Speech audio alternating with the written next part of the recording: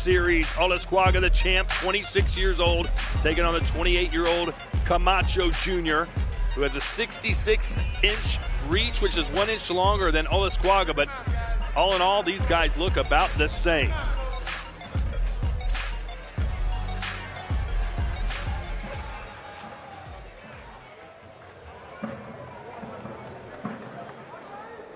Come on, coach.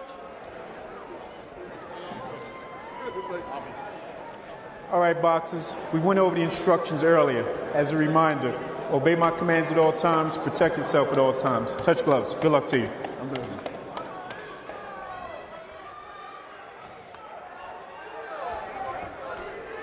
So La Princesa, the WBO flyweight champion of the world, coming off a big win over Hiroto Kawaguchi back in March.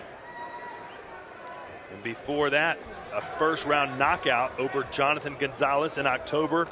As for Camacho, a narrow win in Mexico back in March, a split decision win over David Tapia. Let's see how he does here and what he's calling the opportunity of a lifetime. Yeah, and I think a chance for Camacho to answer a lot of questions. He does have that glossy record, but there's a lot of low-level competition on that resume. He does have a win over Carlos Buitrago, who a lot of people would know, one of the more known small men in recent boxing memory, but a lot of guys with average or sub 500 records. You mentioned that last fight, Todd. You know, he was life and death with a guy that was 6-6, so a lot to prove in this fight for Camacho. As for Olascuaga, he does have that one loss on his record, Chris, but this is kind of an example of taking the chance and it pays dividends. Yeah, it's like I said, he went over to Japan. He fought a much more experienced opponent in Kenshiro Teraji. Looked good in that fight. It was a fun, competitive fight before he got stopped, and that opened up a whole bunch of other doors. He went up in weight, moved up to 112 afterwards to fight eventually for a world title, and has carved out himself a little cottage industry over in Japan, fighting there pretty consistently. And it's really impressive, him going all the way to the Japan, and with less than 10 fights already fighting a world champion like that and holding your own, going back there and then winning a championship just shows a lot of temperament, a lot of character, a lot of class by Anthony Olascuaga. And it's kind of what these smaller fighters do, right? They have championship level fights at 6, 7, 8 fights. I mean, we're going to see Oscar Collazo in a week and a half's time. When did he win his first world title? 5, 6 fights into his pro career? Like these smaller fighters tend to take bigger chances at younger ages. And speaking of Oscar Collazo, he trains alongside Juan Carlos Camacho Jr. Look at that segue. What a pro. Good body punch by Camacho. And this is what I like seeing by Puerto Rican fighters, digging down to the body and set up that big left hook.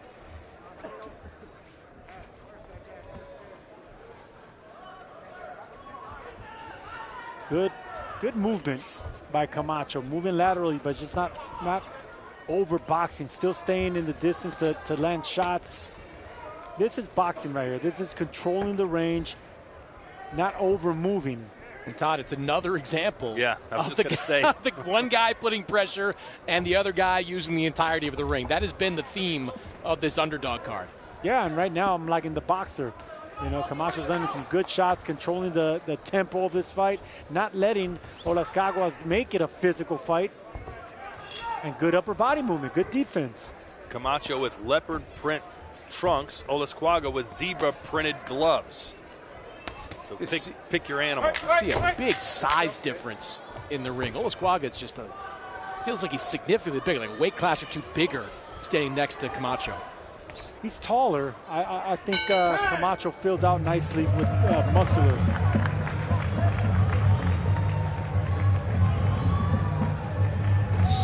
You're too here. I need you more here. Don't be in a straight line. You understand? Stay off the line. That's why you get hit with those damn straight punches. Go to the side, Also, when you're going to engage, drop.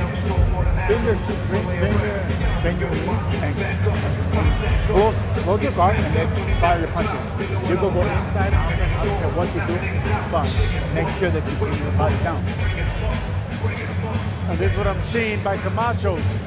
3 punches missed by Olascuaga. He's coming back cleanly with that accurate right hand, making it easy for the judges to see those punches. Nice round by Camacho, sticking, moving, boxing, and winning that round, in my opinion. And you saw the facial acknowledgement from Olascuaga, like, man, you got me. Round 2, scheduled for 12. This is for the WBO Flyweight Championship of the World. And in his corner, Rudy Hernandez told him to take his, he needs to move his upper body. He can't keep his face, his chin in the same spot. It's making it an easy target for Camacho to zero in. That's when fighters need to bend their knees and actually start having a little upper body movement, tucking their chin down. Good jabs there from Olascuaga as he steps forward, trying to catch Camacho, who's doing a great job so far of fighting off the back foot. Yes, he is. Jabbing, you know, controlling that range, not letting Olascuaga, you know, close that distance, close that range, and throw the inside fighting, not get anything started. Yeah, I think Olascuaga was going to have to be patient here. Just try to score off that jab and do whatever you can to slow the movement of Camacho. Yeah, Camacho's boxing nicely, man, really nicely.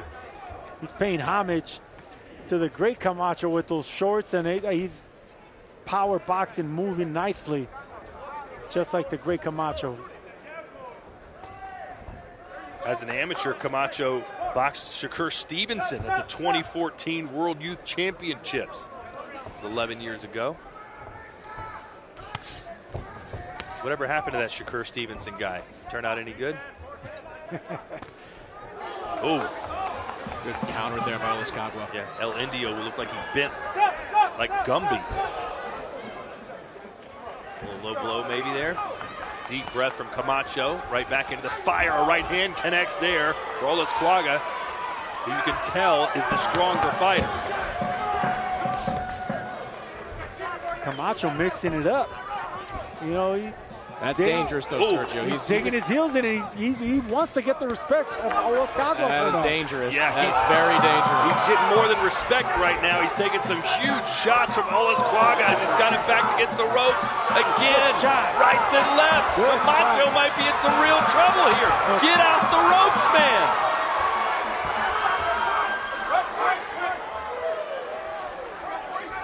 Camacho was doing so well, Sergio, but then he just froze. Olascuaga landed something doing earlier it again, in this round. Chris. He's just eating too many power punches. Camacho's hurt.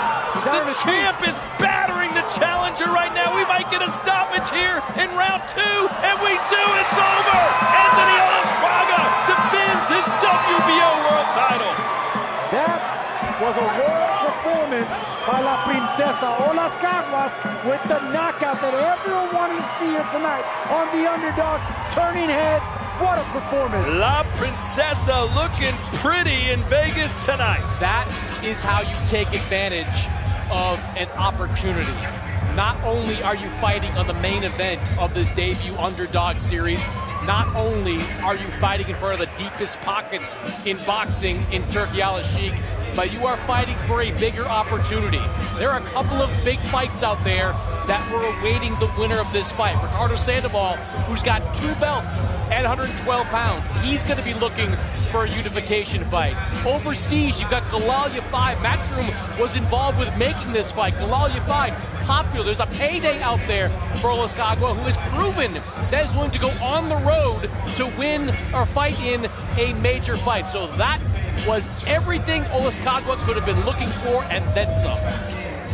After a good round 1 for Camacho, everything flipped on its head in round 2 as Olascuaga turned up the heat, Sergio, and Camacho just couldn't get away from him. He couldn't get away from that pressure, and that earmuff defense actually turned against him because you can't block every single shot when you have that defense. You've got to move your upper body. If you're Camacho, Camacho was doing good when he was on the back foot, the perimeter of the ring, boxing. But look, he got a little bit too brave for his own good, like you said, Todd, mixing it up with Olascuaga. That's exactly what he was waiting for, and that's exactly what he took advantage of. Got to stop it. I don't think he was being brave. I think earlier in that round he got hit with something, and that something caused him to slow down considerably and forced him to fight Olascuaga's fight. To me, that was an example of a big difference in class. You know that we said at the top, Camacho's got that glossy record, but he had not fought top competition. That guy, Olascuaga, has fought top competition,